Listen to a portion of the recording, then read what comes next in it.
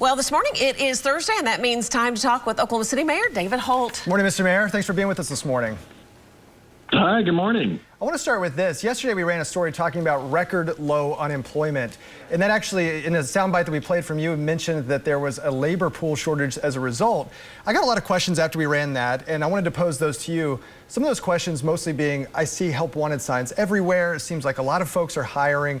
How can unemployment be low, but also there be such a labor shortage? I think a lot of people are wondering if it's people leaving the job search, if it's new businesses coming in. Could you explain that a little bit?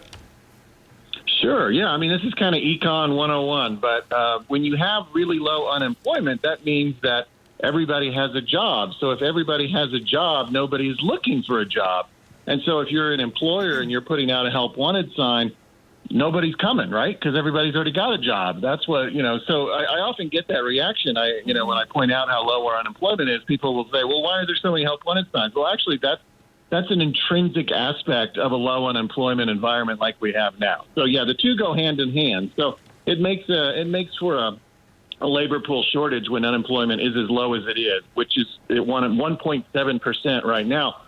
Really, this is a great problem to have. I mean, better than the opposite. I never thought I'd be apologetic about unemployment, but the reality is there are some challenges come with it, but that's still a better situation than high unemployment. Okay. What about COVID? We know that with the Omicron variant, we have seen a surge in COVID cases. And, is the city talking about this? What are the plans?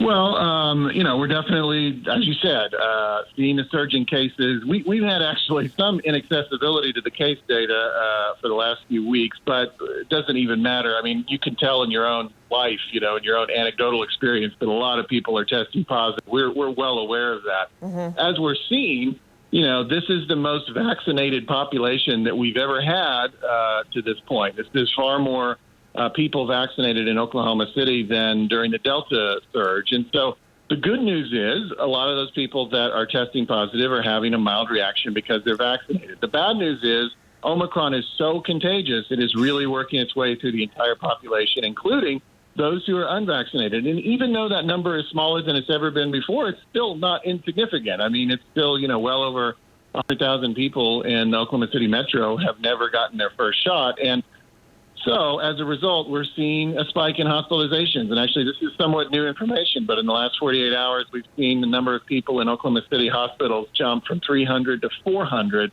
that are there for COVID-19. 90% of people in Oklahoma hospitals for COVID-19 are unvaccinated. So that is largely an unvaccinated population. So we just continue to encourage people to get vaccinated. They can go to vaxokc.com to find out how. But we find that if you're vaccinated and you catch COVID right now, you're probably not going to the hospital. You're probably going to have a mild reaction. So get protected. We want people to be protected. Mr. Mayor, thanks for being with us this morning. Absolutely. Be well. Have a great day. Stay safe. Stay warm. Yeah, stay warm. All right. Thank you, sir. Thank you, Mr. Mayor. We appreciate it.